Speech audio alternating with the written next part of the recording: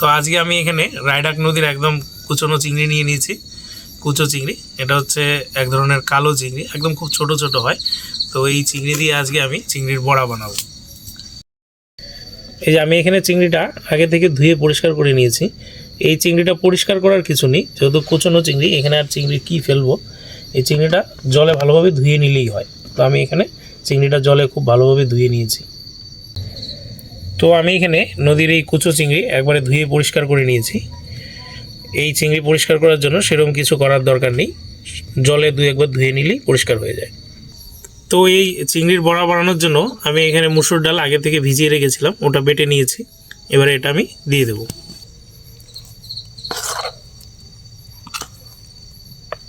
এবারে পেঁয়াজ কুচি দিয়ে দিচ্ছি, আদা কুচি দিয়ে দিলাম, লঙ্কা কুচি, ধনেপাতা কুচি। এবারে আমি এখানে 3 চামচের মতো বেসন দিয়ে দেব।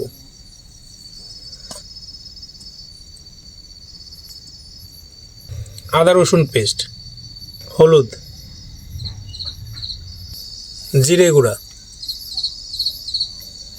ধনিয়া গুঁড়া, লঙ্কার গুঁড়া, কালো জিরা। আর আমি এখানে সামান্য গোটা ধনিয়া এবং জিরে একসাথে মিক্সড করে দিয়ে দিচ্ছি। আর আমি এখানে সামান্য গোলমরিচের গুঁড়া দিয়ে দিলাম, সামান্য গরম মশলার গুঁড়া। এবারে স্বাদ মতো নুন দিয়ে দিচ্ছি। সবশেষে সামান্য খাবারের সোডা দিয়ে দিচ্ছি। খাবারের সোডাটা এখানে অপশনাল, চাইলে আপনারা ব্যবহার নাও করতে পারেন। এবারে সব কিছু একসাথে মেখে নেব।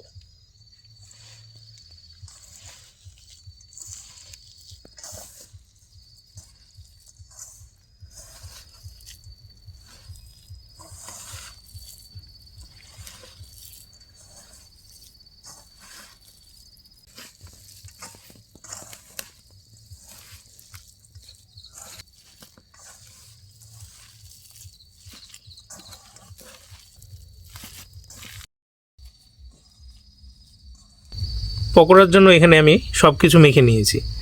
আর আমি এখানে আলাদাভাবে কিন্তু দেখেছেন মাখার সময় কোনো জল ব্যবহার করিনি, কারণ চিংড়িটা যখন ধুয়েছিলাম চিংড়িটার মধ্যে কিছুটা জল আটকে ছিল এবং ডাল বাটাতেও কিছুটা জল ছিল, তাই আমি আলাদাভাবে জল ব্যবহার করিনি, এমনিই খুব ভালোভাবে মেখে নিয়েছি। তো এবার এই ম্যারিনেশনটাকে আমি এইভাবেই 10-15 মিনিট রেখে দেব। কড়াই গরম হয়ে গেছে, এবারে তেল দিয়ে দিচ্ছি।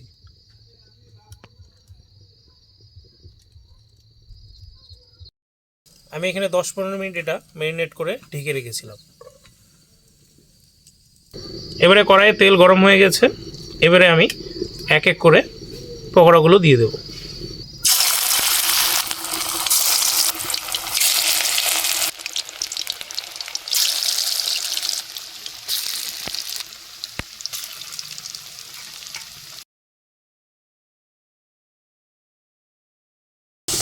এবারে পকোড়াগুলো পাল্টে দেব।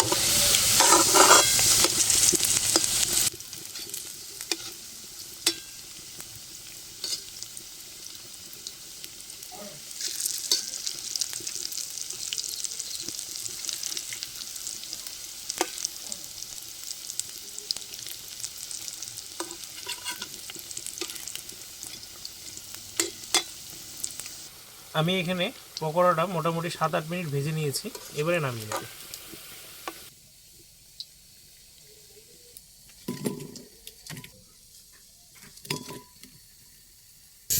বাকিগুলো ভেজে নেব।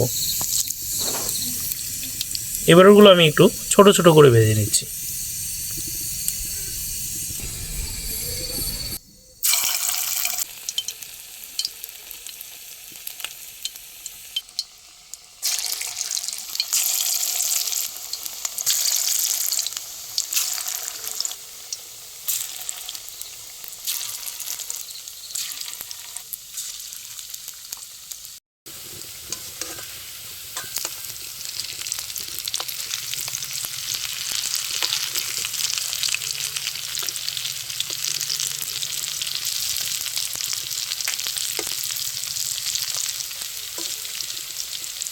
এগুলো আমি আগের বারের মতো ওই 7-8 মিনিট ভেজে নিয়েছি, এবারে নামিয়ে নেব।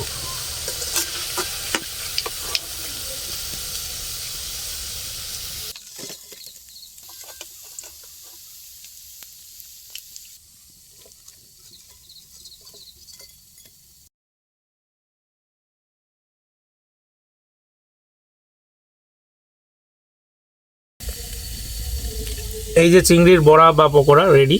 এই যে দেখুন কি মুচমুচে হয়েছে,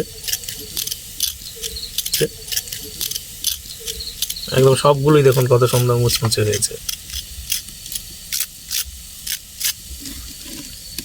আমি এবার পকোড়াগুলো প্লেটে সাজিয়ে নিচ্ছি।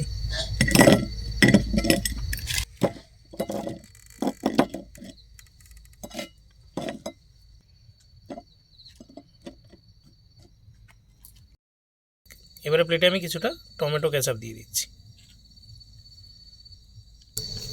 এবারে আমি একটা পকোড়া খেয়ে দেখে নেব কেমন হয়েছে।